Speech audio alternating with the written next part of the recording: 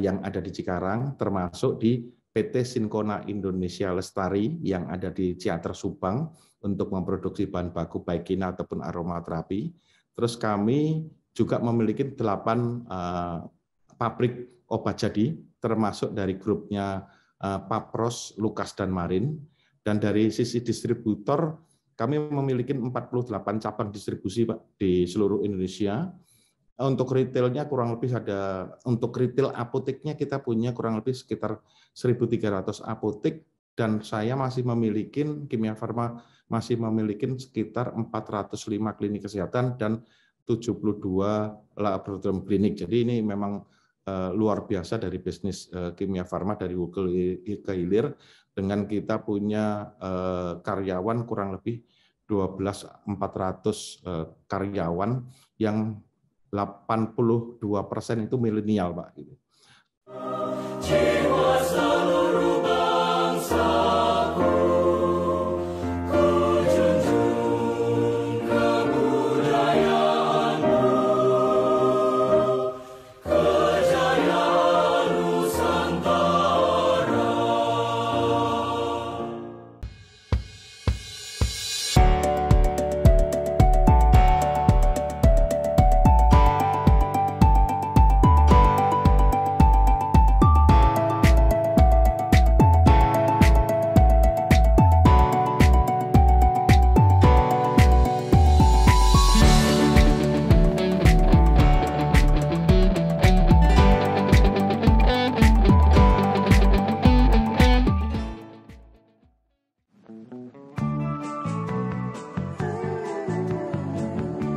Soal KPR dan punya rumah, dari dulu cuma ada satu nama, satu bank yang megang banget. Sekarang, A sampai Z-nya serba digital buat kita.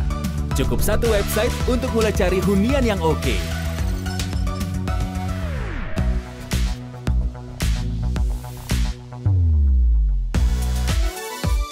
Lagi sesibuk apapun, cukup satu fitur ngajuin KPR online.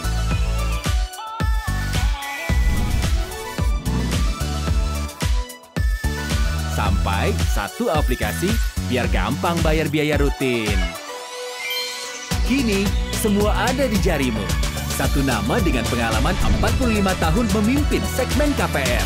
KPR, pasti BTN.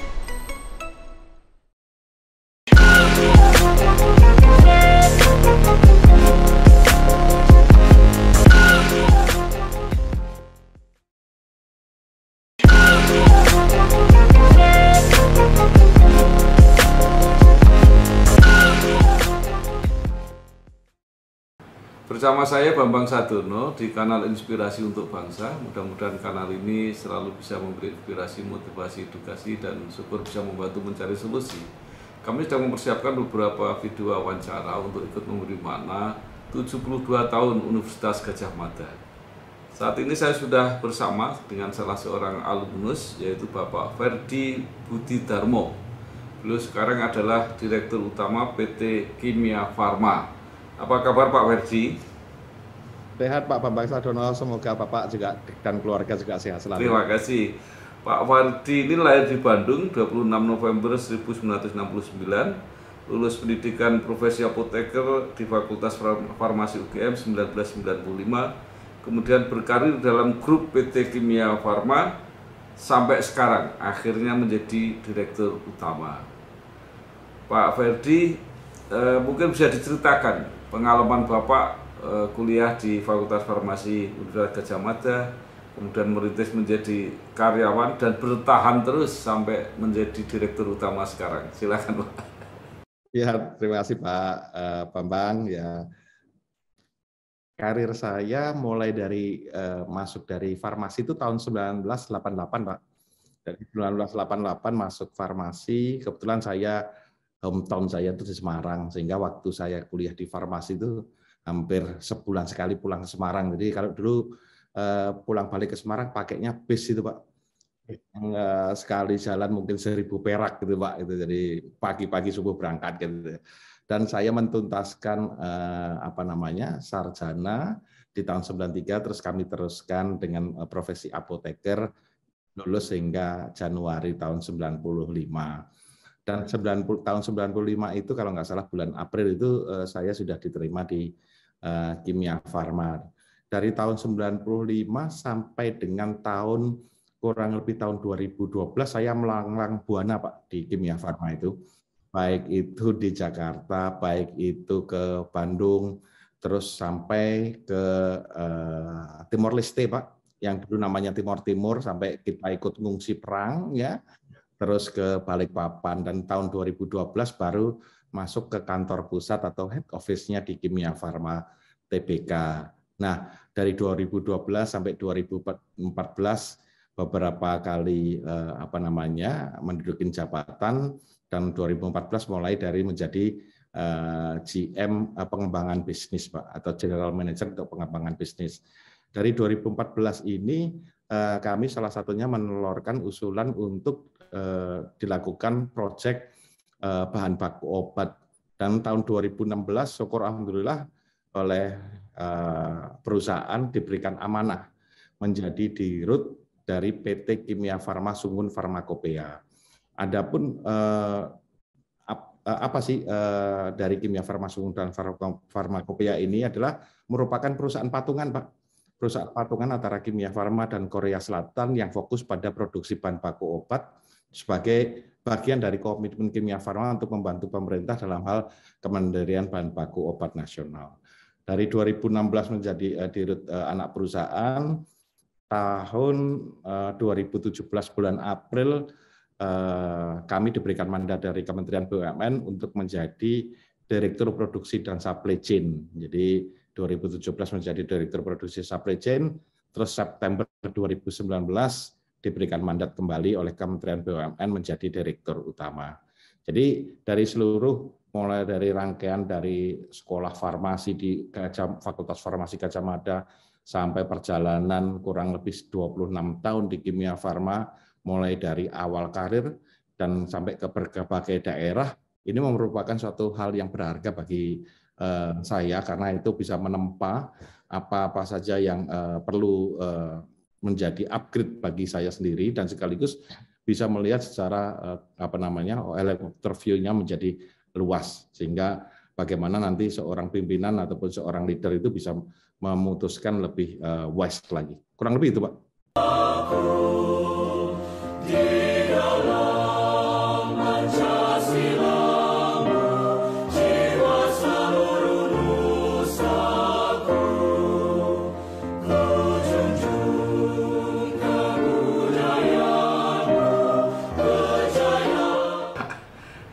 Pak Versi, ini banyak yang mengatakan bahwa justru bisnis farmasi itu yang di era pandemi, kalau yang lain pada kesulitan, bisnis farmasi justru tumbuh dan berkembang. Bagaimana dengan Kimia Farma sendiri, Pak? Ini menarik sebetulnya di tengah pandemi COVID-19 ini, tentunya kesehatan masyarakat ini kan menjadi perhatian utama dari seluruh stakeholder, termasuk di global ya, tidak hanya di Indonesia saja. Hal ini tentunya merupakan tugas utama dari pemerintah ya, gimana bisa menjaga kesehatan masyarakat supaya tidak terdampak pandemik. Karena efeknya begitu ada pandemik ini akan mempengaruhi sektor seluruh ekonomi dan aktivitas masyarakat yang seperti kita rasakan di 2020 kemarin sempat kita mengalami resesi. Sehingga gimana caranya pemerintah mengupayakan supaya menekan terhadap pandemik ini dengan meminta seluruh industri farmasi dan alat kesehatan bisa menyediakan obat serta layanan kesehatan yang nantinya bisa dilakukan untuk penanganan pandemik ini. Nah, dalam hal ini pemerintah sangat fokus ya dari tahun 2020 dan 2021 untuk penanganan pandemik ini, karena tidak hanya berkaitan dengan kesehatan, tapi tadi seperti yang saya sampaikan juga berkaitan dengan ekonomi, sehingga otomatis karena permintaan dan demand yang cukup besar, sehingga semua industri farmasi dan alat kesehatan memenuhi terhadap pemenuhan kebutuhan terhadap proses pandemi tersebut. Tidak terkecuali dengan Kimia Farma yang sejak awal 2020 menjadi anggota holding BUMN Farmasi, Pak. Bersama-sama Bio Farma dan Indofarma, kami mendapatkan penugasan dari pemerintah mulai dari penyediaan obat dan importasi serta produksi, baik itu vaksin, apakah obat itu sendiri, alat kesehatan yang related dengan COVID, sehingga hal ini otomatis meningkatkan ataupun melihat bahwa pertumbuhan dari bisnis farmasi ini menjadi lebih baik dibandingkan periode-periode sebelumnya. Demikian Pak Bambang. Janji setia, ku penuhi dharma bakti, untuk Ibu Pertiwi di dalam persatuan. Nah, Kimia Farma ini juga dikenal atau memang nyatanya seperti itu sebagai farmasi BUMN farmasi terbesar di Indonesia. Jadi dan menurut saya lengkap juga, jadi mempunyai unit produksi, unit distribusi, bahkan retail. Nah, mungkin pertanyaan saya adalah bagaimana komposisinya, Pak? Mana yang paling besar? Menarik nih Pak Bambang. Ya, kebetulan Kimia Farma memang memiliki competitive advantage terhadap bisnis ini. Jadi kita bergerak Pak, memiliki rantai bisnis yang terintegrasi dari hulu ke hilir. Mulai kami memiliki dari manufaktur API atau bahan baku obat, terus kami punya manufaktur produk jadi, kami punya distribusi hingga ke retail apotek, termasuk kami juga memiliki layanan kesehatan yang hampir tersebar di seluruh Indonesia. Kalau kita melihat komposisi terhadap bisnis dari hulu ke hilirnya Kimia Farma secara fasilitas, kami memiliki fasilitas untuk produksi, kami memiliki 10 pabrik, Pak. 10 pabrik itu yang termasuk meliputi 2 produksi untuk bahan baku obat. Jadi baik itu di Kimia Farma Sungguh Farmakopea yang ada di Cikarang, termasuk di PT Sinkona Indonesia Lestari yang ada di Ciater Subang untuk memproduksi bahan baku baik kina ataupun aromaterapi. Terus kami juga memiliki 8 pabrik obat jadi, termasuk dari grupnya Papros, Lukas, dan Marin. Dan dari sisi distributor, kami memiliki 48 cabang distribusi Pak, di seluruh Indonesia. Untuk retailnya kurang lebih untuk retail apoteknya kita punya kurang lebih sekitar 1.300 apotek, dan saya masih memiliki, Kimia Farma masih memiliki sekitar 405 klinik kesehatan dan 72 laboratorium klinik. Jadi ini memang luar biasa dari bisnis Kimia Farma dari hulu ke hilir, dengan kita punya karyawan kurang lebih 12.400 karyawan yang 82% itu milenial, Pak. Terus dari rantai hulu ke hilirnya mana yang bisnis terbesarnya? Kalau dari kontribusi terbesar dari sisi revenue, nomor satunya adalah dari retail kita, Pak. Retail kita termasuk di dalamnya ada layanan kesehatan. Terus nomor 2-nya adalah di distribusi, nomor 3-nya baru di manufaktur. Kurang lebih seperti demikian, Pak. Jiwa seluruh bangsaku, ku junjung kebudayaanmu, kejayaan Nusantara. Jadi luar biasa di retailnya justru yang memang orang gampang sekali kalau apa-apa ya udah Kimia Farma gitu, kalau susah-susah. Iya Pak. Ya. Iya. Nah, kalau sebagai produsen Pak, itu masing-masing produsen obat itu kan punya andalan ya. Seperti saya mengenal Papros itu karena mengenal Antimo gitu ya. Kalau nggak salah Kimia Farma ini banyak di obat generik Pak ya. Apa yang paling gampang dikenal gitu Pak? Jadi terima kasih Pak Bambang. Jadi untuk dari sisi produk dari Kimia Farma Group termasuk Papros, ada kalau obat yang menduduki peringkat satunya di bidang ethical adalah namanya, mohon maaf Pak kalau kita pakai nama obat ya, namanya nitrocafritat, Pak. Nitrocafritat ini memiliki pangsa terbesar untuk obat jantung, Pak.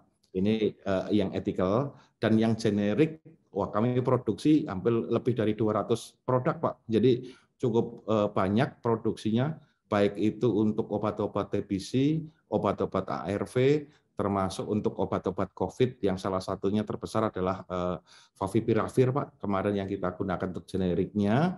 Dan untuk yang obat-obat untuk imun booster atau vitamin dan food supplement masih ada untuk Vituno, ada juga Besefort punyanya Papros ataupun Pehavir juga punyanya Papros. Dan tidak ketinggalan pula juga karena kami memiliki bisnis kosmetik adalah di lead oleh timnya ataupun produk-produk dari bedak Mars, Pak. Jadi itu yang produk-produk yang kita miliki dan kondisi sekarang kami pada posisi yang cukup bagus, Pak. Karena di triwulan 3 2021 ini posisi Kimia Farma ini menjadi market share-nya menjadi naik, yang tadinya peringkat di posisi 5 sekarang di peringkat 4 dengan komposisi market share-nya hampir kurang lebih di 3,5%, Pak. 3,5%, di mana pertumbuhannya dari tahun kemarin kurang lebih di angka 63%, dan selama 3 tahun kami bisa mempertahankan pertumbuhan terhadap produk kita kurang lebih di atas rata-rata di industri farmasi lainnya yang ada 250 industri. Jadi pertumbuhan rata-rata 3 tahun kurang lebih di angka 22%, Pak. Jadi kurang lebih seperti itu, Pak. Dan untuk generiknya Kimia Farma Group, market share-nya sendiri untuk generik kita kurang lebih di angka 9,29%, Pak. Kurang lebih seperti itu, Pak. Jadi perannya luar biasa, Pak ya. Nah, iya, Pak. Iya. Nah, sekarang mengenai ketergantungan bahan baku, Pak. Ternyata Kimia Farma sudah mengantisipasi. Sampai sekarang saya dengar masih kira-kira 80% tergantung impor, Pak. Apa benar itu? Jadi, Pak, kalau kita mau melihat bisnis farmasi memang cukup complicated, Pak. Rantainya cukup panjang. Jadi kalau kita berbicara rantai dari hulu adalah research and development, kemudian pabrik, API ataupun active pharmaceutical ingredient ataupun BPO. Mohon maaf, Pak, saya matikan dulu. Terus ada distribusi, terus ada manufaktur untuk finish product, ada distribusi dan sarana kesehatan, dan akhirnya ke pasien. Memang bisnis dari bahan baku obat ini merupakan salah satu challenging dari pemerintah Indonesia dan khususnya di industri farmasi, karena ini menyangkut ketahanan dari kesehatan kita. Jadi benar, Pak, yang disampaikan Bapak bahwa dari tahun sampai dengan tahun sekarang kita ketergantungan terhadap bahan baku obat tersebut masih tinggi, kurang lebih angkanya sekitar 90 sampai 95.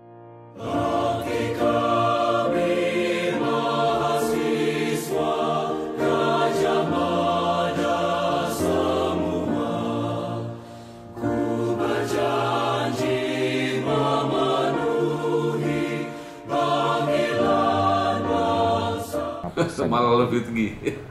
Iya, malah lebih tinggi, Pak. Jadi kalau pasar farmasi sampai dengan tahun kemarin itu kan pasar itunya kurang lebih 80 triliun. Kalau tahun 2021 kurang lebih diperkirakan 120 triliun. Jadi terus apa yang hal-hal yang ini untuk bisa mendorong untuk Kimia Farma bisa untuk mendukung masalah kemandirian bahan baku obat. Sebetulnya di Indonesia sendiri ada 15 industri, Pak. 15 industri untuk membantu pemerintah untuk mendukung kemandirian bahan baku obat.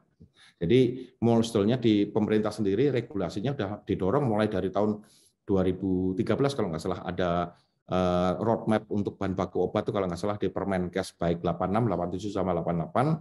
Terus ada instruksi presiden, Pak, di 2016. Kalau nggak salah Inpres 6 tahun 2016, terus dilanjutkan ada Permenkes dan ada Permenperin.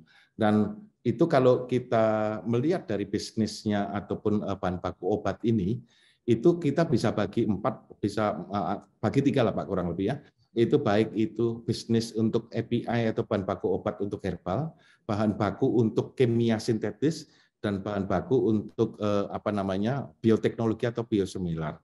Nah, kalau di dunia, Pak, itu kurang lebih komposisinya itu kurang lebih di 60% itu didukung oleh API untuk chemical, dan 14% itu kurang lebih di herbal, dan yang biotek itu sekarang juga menanjaknya juga cukup tajam, kurang lebih di angka 23%.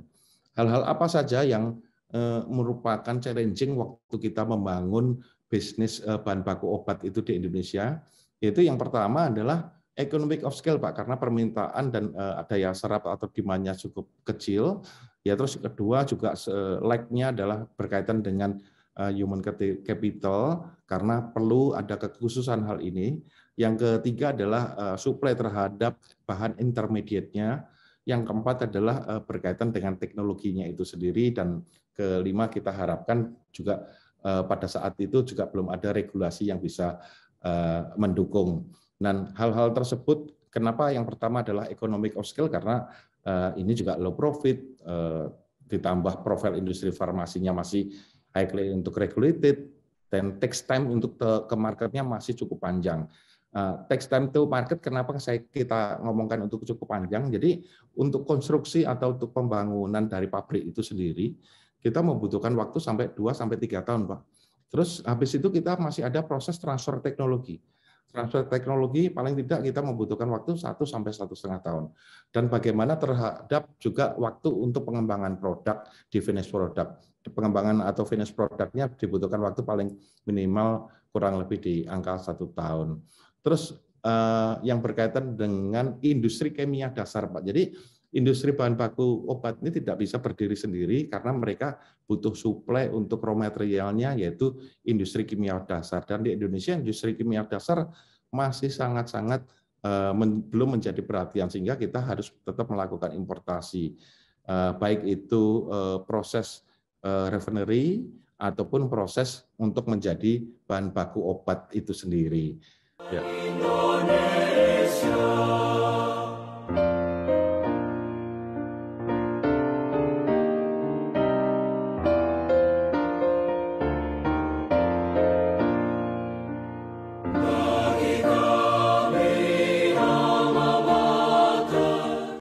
Dan tantangan terhadap teknologi dan SDM-nya juga memiliki tantangan yang berbeda dengan industri farmasi untuk bahan baku obat ini. Karena kalau untuk bahan baku obat ini kita butuhkan adalah kompetensi terhadap kolaborasi baik dari ahli kimia, teknik kimia, dan farmasi itu sendiri.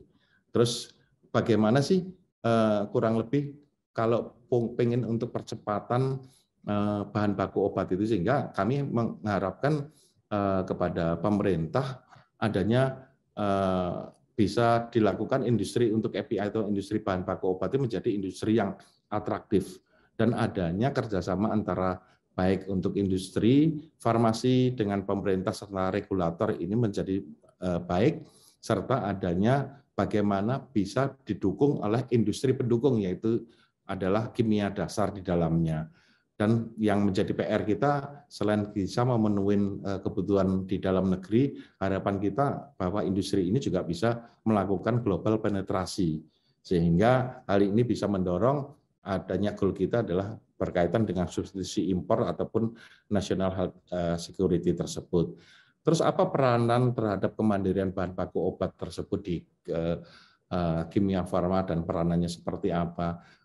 Tadi di depan sudah saya sampaikan, Pak, bahwa 2016 kita inisiasi dengan membentuk joint venture dengan Korea Selatan, dengan kita membangun pabrik di Cikarang, kurang lebih areanya kurang lebih di angka 0,5 hektar, dan kita selesaikan pabrik itu kurang lebih 2 tahun dan 3 tahun, dan kita menyelesaikan terhadap roadmap, kita membuat roadmap terhadap pengembangan industri bahan baku obat.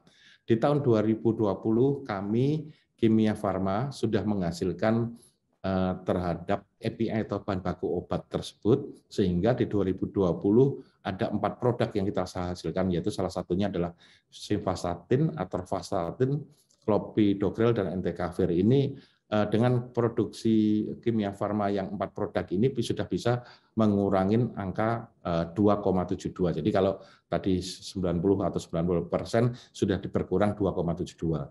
Terus bagaimana untuk periode-periode ke depannya, di 2021 kami juga sudah melakukan tambahan produksi, sehingga kita bisa mengurangi hampir posisi di angka 5%, dan kita targetkan di tahun 2024 dengan adanya peningkatan kapasitas produksi dan jumlah bahan baku yang kita produksi, kita harapkan target kita bisa berkurang menjadi 23%.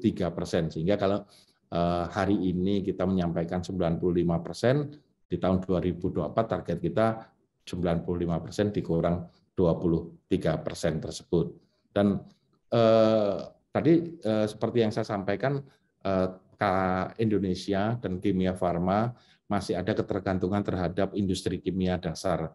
Akan tetapi dalam perjalanannya kami juga berserta dari Kementerian BUMN didorong untuk bagaimana bisa mengembangkan kimia dasar. Salah satunya adalah proyek Paracetamol, di mana kimia farma bersama Pertamina, bersama Fakultas Farmasi Gadjah Mada mengembangkan bahan baku paracetamol ini mulai dari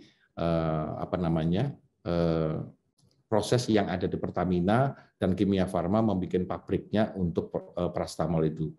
Kurang lebih demikian, Pak, yang kita lakukan untuk pengembangan bahan baku obat yang merupakan bagian dari ketahanan kesehatan di Indonesia, Pak.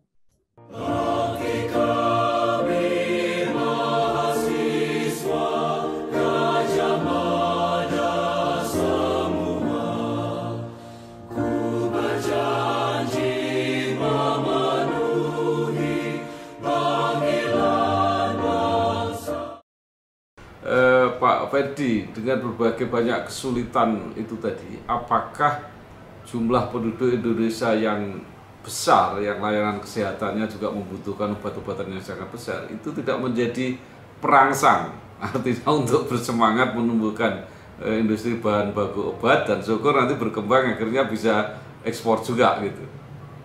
Justru itu, Pak, yang seperti saya sampaikan tadi, dengan adanya modal yang di Indonesia, baik itu pertumbuhan penduduk dan struktur terhadap kependudukan di Indonesia ini sangat menjadi pasar menarik, Pak.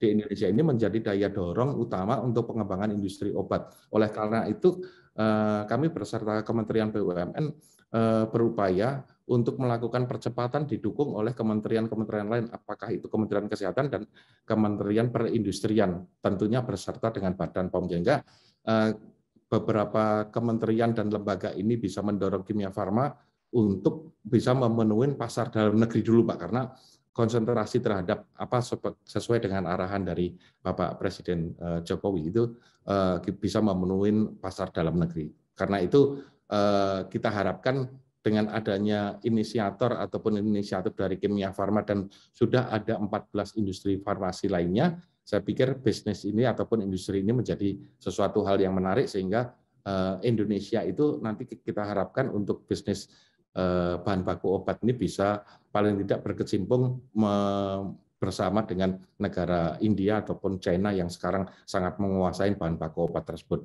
Demikian, Pak. Ya, baik, Pak. Tadi kalau mengenai bahan baku obat ya, kita masih tergantung sekitar 95%. Nah, sekarang kalau obat jadi, Pak, dan alat kesehatan kita masih impor berapa persen kira-kira? Kalau obat jadi, Pak, obat jadi relatif banyak, hampir semuanya bisa dikerjakan di Indonesia, Pak. Karena di Indonesia sendiri industri farmasi itu kan ada 250 industri farmasi, Pak. Jadi hampir semuanya, ya. Hanya ada beberapa yang masih kita melakukan importasi karena menyangkut beberapa regulasi sehingga manufaktur tersebut belum ada di Indonesia. Misalnya berkaitan dengan industri yang kaitannya fraksionasi darah karena masih ada regulasi yang belum bisa disupport di Indonesia. Jadi produknya misalnya kayak insulin dan lain sebagainya ini, ataupun yang berkaitan dengan teknologi-teknologi yang terbarukan yang belum muncul di Indonesia, Pak. Jadi hampir saya katakan mungkin 90% semua produk yang obat di Indonesia bisa diproduksi di Indonesia, hanya 10% saja yang harus dilakukan impor. Tapi kalau alat kesehatan itu memang sangat spesifik, Pak. Jadi alat kesehatan kan terbagi dari beberapa area. Apakah itu yang sifatnya habis pakai? Kalau yang habis pakai mungkin dari industri-industri alat kesehatan di Indonesia sudah banyak yang memenuhi syarat. Tapi untuk yang produk-produk yang high-tech itu masih kita lakukan importasi, atau paling tidak dia melakukan joint venture dengan adanya assembling. Tapi dengan adanya regulasi yang dilaksanakan oleh pemerintah, dengan adanya tingkat kandungan dalam negeri yang sudah dilakukan legalnya, yaitu dengan peraturan pemerintah dan peraturan menteri, ini mendorong berlomba-lomba dari industri untuk penyediaan alat kesehatan dan obat ini bisa secepatnya bisa memenuhi tingkat kandungan dalam negeri tersebut. Itu, Pak. Janji setia, ku penuhi dharma bakti, untuk Ibu Pertiwi, di dalam persatuan. Ya, baik. Tapi kalau jaringan retailnya Kimia Farma memasarkan semua kan Pak, tidak hanya khusus produk Kimia Farma. Betul Bapak. Jadi lucunya kalau tadi saya sampaikan Pak, bahwa di Indonesia itu ada 250 industri farmasi atau 250 pabrik lah ya, yang melakukan produksi obat. Dari 250 pabrik atau industri farmasi itu tidak ada satupun yang menguasai market share lebih dari 10%. Artinya apa? Artinya bahwa industri ini sangat terfragmentasi, ya kan? Dan itu tercermin di retail kita, Pak. Di retail kita tidak hanya produk Kimia Farma Group ataupun holding farmasi group. Jadi kita juga menyediakan seluruh dari industri-industri farmasi dan industri alat kesehatan, Pak, untuk memenuhi retail kita yang 1.300 itu, Pak. Itu, Pak. Baik, Pak. Sekarang menyangkut vaksinasi. Apakah Kimia Farma sudah melayani vaksinasi mandiri itu, Pak? Jadi setiap orang datang sukarela bisa dilayani. Terima kasih Pak Bambang. Untuk berkaitan dengan vaksinasi, memang kita harus mengacu terhadap aturan dari yang dilaksanakan oleh pemerintah, dalam hal ini sudah dilakukan oleh Permenkes. Jadi sesuai dengan Permenkesnya, kami belum bisa melakukan pelayanan terhadap individu, Pak. Yang untuk vaksin mandiri, betul ya. Jadi kan ada dua program, satu vaksin program, satu adalah vaksin mandiri ataupun kalau dulu istilahnya vaksin gotong royong. Nah, dari vaksin gotong royongnya hanya diperbolehkan bahwa ini dipenuhi untuk proses vaksinasi untuk badan hukum ataupun badan usaha. Sehingga distribusi atau proses vaksin gotong royong yang dilakukan oleh holding farmasi, khususnya Kimia Farma ini, dilakukan kepada distribusi dan penjualannya ke badan hukum dan badan usaha secara jelas dan untuk dipergunakan itu untuk karyawan ataupun kegiatan CSR, Pak. Jadi itu yang kita lakukan dan sesuai dengan Permenkes juga yang kita lakukan importasi adalah vaksinnya dan yang digunakan untuk vaksin mandirinya hanya vaksin Sinovac, Pak. Nah, nanti kita tinggal menunggu kebijakan dengan pemerintah yang rencananya per 1 Januari akan bisa dilaksanakan vaksin booster, Pak, gitu. Nah, nanti bagaimana tata laksananya nanti kita akan menunggu dari aturan atau legalnya seperti itu. Demikian, Pak.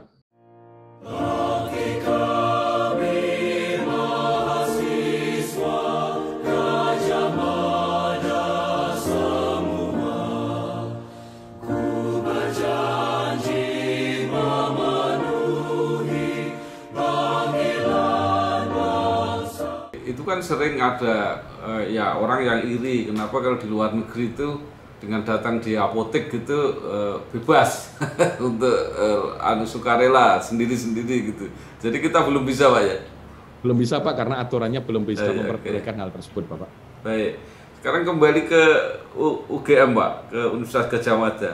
Jadi menurut Bapak apa yang terkesan, yang terkenang pembekalan di luar keahlian, pengetahuan yang benar-benar menjiwai para alumni Universitas Gadjah Mada dan dibawa di dalam pengabdiannya di masyarakat berkarir sampai sekarang ini? Jadi yang saya dapatkan yang sangat berkesan dari Gadjah Mada, khususnya Fakultas Farmasi Gadjah Mada adalah bagaimana peran individu itu sangat kuat terhadap bidang integritas, Pak, kan gitu. Ini sangat penting, kami terima kasih, saya secara pribadi terima kasih pada Gajah Mada, bagaimana integritas ini merupakan dasar ya, menjadi dasar bagi alumni dan seluruh aktivitasnya. Yang tidak kalah penting yang saya dapatkan selain integritas adalah masalah kompetensi, Pak, tentunya ya, Pak. Kompetensi ini kalau kita pahamin, yang khususnya saya dapatkan ada baik itu skill, apakah itu keterampilan, apakah itu knowledge ya, dan yang paling penting adalah attitude, Pak. Karena kalau skill kita atau knowledge kita itu bagus, tapi kalau attitude-nya tidak bagus, nah itu menjadi hambatan yang luar biasa dalam berkarir.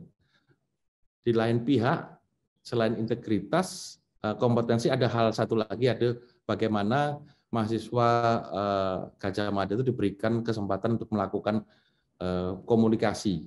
Komunikasi itu apakah itu memang di lingkungan internal di fakultasnya itu sendiri ataupun melalui lembaga-lembaga ataupun kegiatan-kegiatan yang mendukung dari mahasiswa itu sendiri, sehingga hal ini menjadi kegiatan utama baik itu integritas, kompetensi dan komunikasi ini.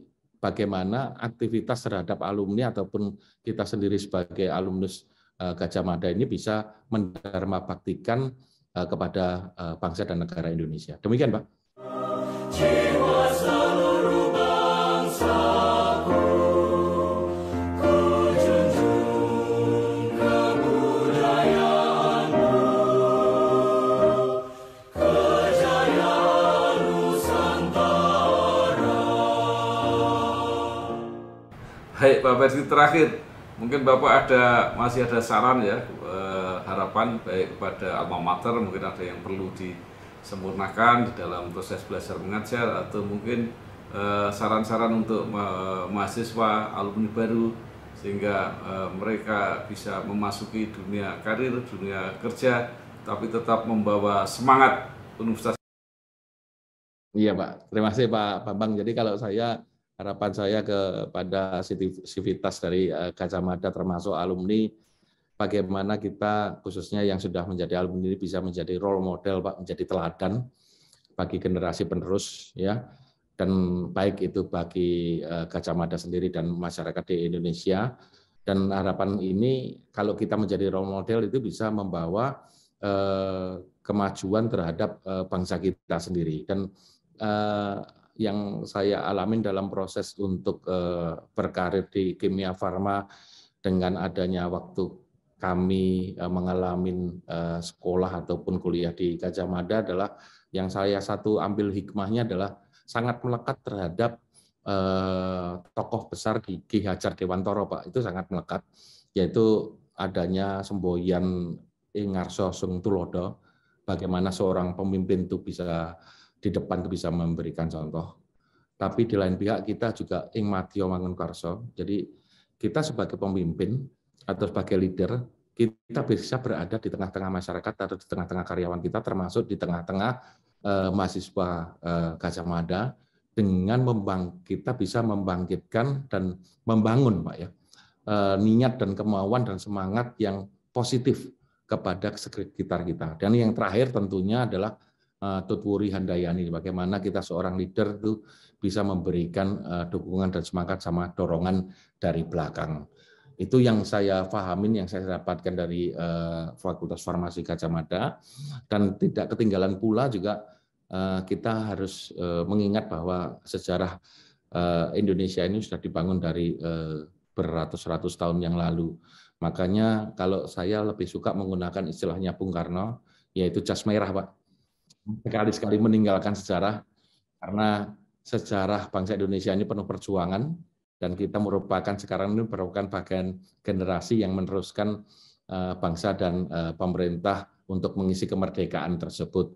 Baik itu dengan kita berpedoman dan berlandasan dengan Pancasila, dan yang paling penting bagaimana kita bisa mempersatukan Indonesia tetap menjadi persatuan bangsa Indonesia dengan NKRI-nya tidak terpecah belah dengan Bhinneka Tunggal Ika-nya.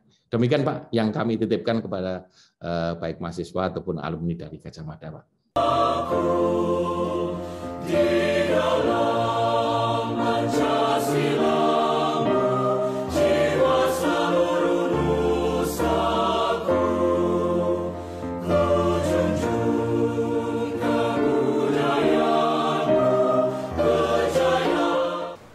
terima kasih sekali Bapak Ferdi Budidarmo, Direktur Utama PT Kimia Farma, yang sudah menyampaikan banyak hal mengenai masalah yang dihadapi dunia farmasi, dunia obat-obatan, bahan baku, obat, alat kesehatan dan sebagainya, dan kemudian juga motivasinya pada generasi muda, khususnya para mahasiswa, supaya mempunyai bekal yang cukup untuk masuk dunia kerja dengan semangat yang luar biasa tadi, dengan apa yang dipesankan oleh Ki Hajar Dewantoro. Terima kasih Pak Ferdi, sukses selalu. Sama-sama Pak Bambang, ya, sukses. Terima kasih Pak Bambang dan Gajah Mada semuanya. Terima kasih.